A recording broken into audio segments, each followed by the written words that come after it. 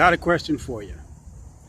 What do Ray Charles, Valerie Lewis, and my dad all have in common?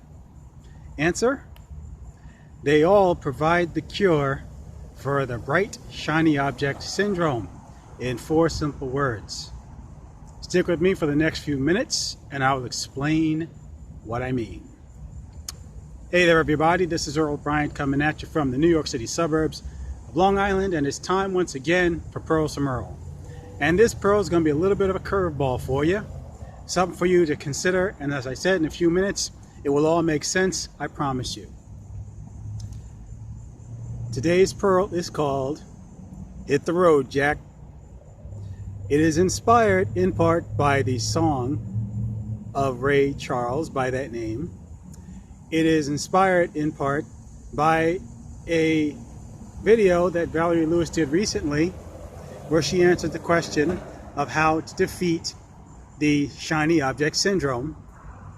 But it's mainly inspired by my dad, because in response to that video that Valerie did several days ago, I got to thinking, and I remembered growing up on Long Island, making our way down south with our family, taking trips early in the morning. My dad always had the same routine.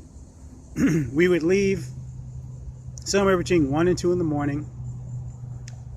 Myself and my sisters would all be packed up in the back seat with our pajamas and our pillows and blankets. And of course we had our little leg of fried chicken, we had a piece of bread, and we had our soda or our Hawaiian punch. And that was supposed to hold us for as long as possible, whatever that meant. But here's the part where my dad comes in, and this is what makes it all come together. My dad would rarely get the opportunity to go south to see his folks. He'd have to come to New York. And his routine was always the same.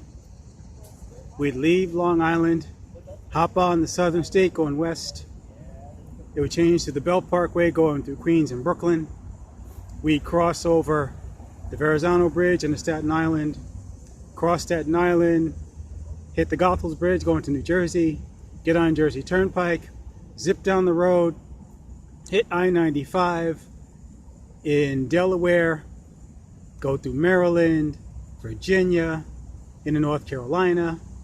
Somewhere in Virginia we'd switch over to the I-85, and somewhere between Washington DC and Richmond, Virginia, I would conk out, because I tried to stay up with my dad as long as I could.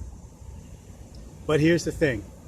My dad had his own little style of driving, and he was a very intense person when he got behind the wheel, and there was some place that he wanted to go, and he got on a bit of a mission.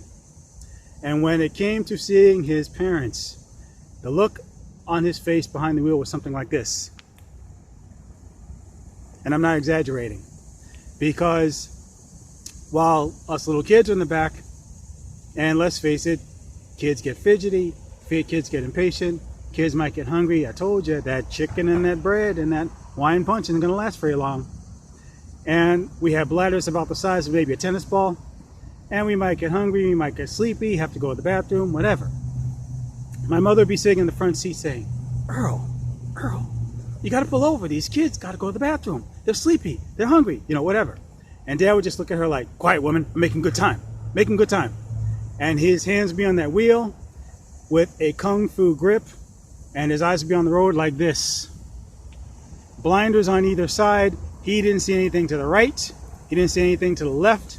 All he saw was that road straight ahead, because that road straight ahead was going straight for his destination. And the only way that he was going to get to his destination was to take the 95 to the 85, and he wasn't going any other way. There were a whole bunch of ways to get down there from New York, from Long Island in particular. But Dad stayed with one way, and that was the only way he was going to use. In fact, years later, when I drove up to New York from Charlotte, and I told him that I came a different way, and my wife at the time asked me, why don't you tell your dad about the way we came up, because it's easier, it's quicker, it's less expensive, blah, blah, blah. And I told her, he's not going to take that way. He won't listen. So of course she said, go ahead and tell him. So I told him, and sure as I'm sitting here and you're looking at me, my dad said, I'm not going that way. I looked at her, I said, didn't I tell you that he's not going to do that? Because he had his own plan set in mind. Now you might wonder what any of that has to do with the bright shiny object syndrome. Well, Valerie did a talk recently in response to a question I asked her. I said, how do you defeat bright shiny object syndrome when a lot of times you're going into a new business venture and it's like walking into an amusement park, all the rides look good, all the attractions look good, everything in there looks good and colorful and exciting and fun, and you're trying to take it all in at the same time. You're trying to figure out what to do all at once. And you cannot come to a decision to do one little thing because everything looks good, and as she explained, you're afraid to commit and you're afraid to make a mistake. Well, I thought about what she said, and it gave me the opportunity to think about my father having that mindset, that putting the blinders on mindset and going straight for his goal. Because my dad had defeated the bright shiny object syndrome. He wouldn't look to the left, he wouldn't look to the right, he wouldn't look at gas stations unless he had to. He wouldn't look at a rest stop unless he had to. He wouldn't look at a restaurant or anything else. All he saw was that road. Now, of course, us being kids, not having the focus that he had, we saw everything. So we were, of course, subject to the bright, shiny objects, all the billboards, all the buildings, all the street lights, as few as there were, of course, all the lights on the cars around us, all the restaurants and the supermarkets and everything that was bright, shiny, and colorful. We saw it because we didn't have the focus that Dad had. Dad had a goal in mind, get to his parents' house as fast as possible, and that's all that was on his mind, and that was all that he saw. Now, the reason I point that out is because there are a lot of people looking at me right now who are in business and they are paralyzed by shiny object syndrome, or what some people call PBA, paralysis by analysis. And I believe personally that a big reason why people get stuck is because we grew up in an educational system where we're taught a multiple choice kind of mentality. Meaning this, you've got all these multiple choices, one choice is right, all the other choices are wrong. Only one choice can be right, you can only choose one thing, choose wisely, and if you make a mistake, you're screwed. Well, a lot of us are living our lives with a multiple choice on steroids mentality, where we're thinking it's a zero-sum game, there can only be one right answer, everything else has to be wrong, we have to get it right, we have no choice.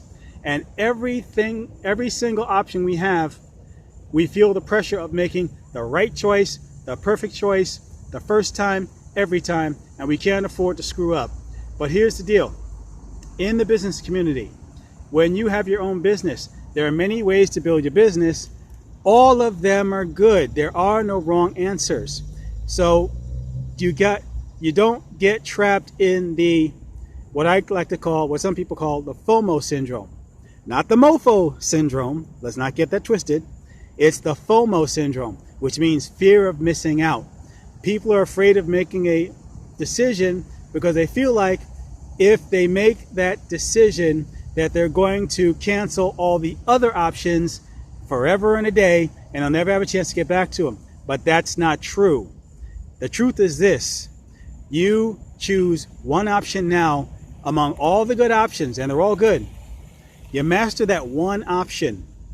Once you've done that and it gets to the point where it's second nature and you can do it like the back of your hand, then you can go back and do something else, but you will not lose the knowledge you've already gained. That's what a lot of people are afraid of. They're afraid of losing. But what you need to do is make your decision, make the commitment to that decision, learn what you need to learn, and once you've got it down pat, know it by heart as they say, then you can go back and learn something else and add to your knowledge base, add to your skill set, and it's going to be all good. And in fact, I'll tell you something interesting about my dad.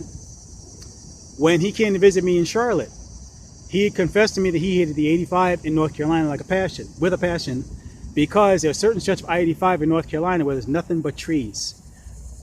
And it's like you're driving on a treadmill. You don't know where you are, you don't know where you've been, you don't know where you're going. So on the way back, he asked me to pull out a map and show him an alternate route to get to I-95 from Charlotte, and I showed it to him. Now, he did take that route and he did get on 95 and go back up, but he did not lose the knowledge that he already had of how to get down there, taking the 95 to the 85 and reversing it going back. He didn't lose that. He just added something to his knowledge base. And that's what I'm telling you. To defeat bright object syndrome, bright shiny object syndrome, you commit to doing one strategy at one time. Learn that one strategy at one time. Do not look to the left. Do not look to the right. Focus on that one strategy till you get to the point where you can do it with skill, do it with confidence, do it with competence. We can almost fall out of bed and do it. And then when you go on to do something else, you have no fear of losing the skill you've already gained, because you just add to your bag of tricks.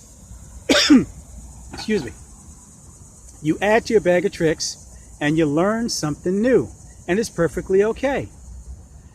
You add to your skill set and it makes you more attractive, it makes you more knowledgeable, and it draws more people to you. Okay? So, going forward, I'm going to say this now. Thank you very much, Valerie Lewis, because you answered my question and you gave me much to think about. And you gave me a great reminder of my own dad, who actually showed me years ago how to defeat bright shiny object syndrome, and I totally forgot about it. So I'm telling all of you that look at me right now, if you want to defeat bright shiny object syndrome, lose the multiple choice mentality. All the choices are good. There are no wrong choices. Pick one. Don't look to the left. Don't look to the right. Don't fear missing out, because you're not missing anything. Learn what you're doing right now to such a degree that you have no trouble going on to learn something new, and add to your skill set and add to your base and make yourself more knowledgeable and more trustworthy, and people will like you better, and they'll become more attractive and be able to do more business on a higher level. So the next time you're tempted with bright shiny object syndrome, remember Ray Lewis, remember remember Ray Charles, remember Valerie Lewis, and remember my dad, and hit the road, Jack. And don't look to the right or to the left. No more, no more, no more, no more. That is today's Pearl from Earl, and it is my hope that you got some value from that. And if you did, please give me some hearts, give me some thumbs ups, like, share, subscribe, comment if you like, because I got some more information where that comes from, and I'll be glad to share that with you as well. In fact, this kind of information, which I got from my dear friend Valerie Lewis, comes from a community of entrepreneurs who are well versed in the ideas and the principles of attraction marketing.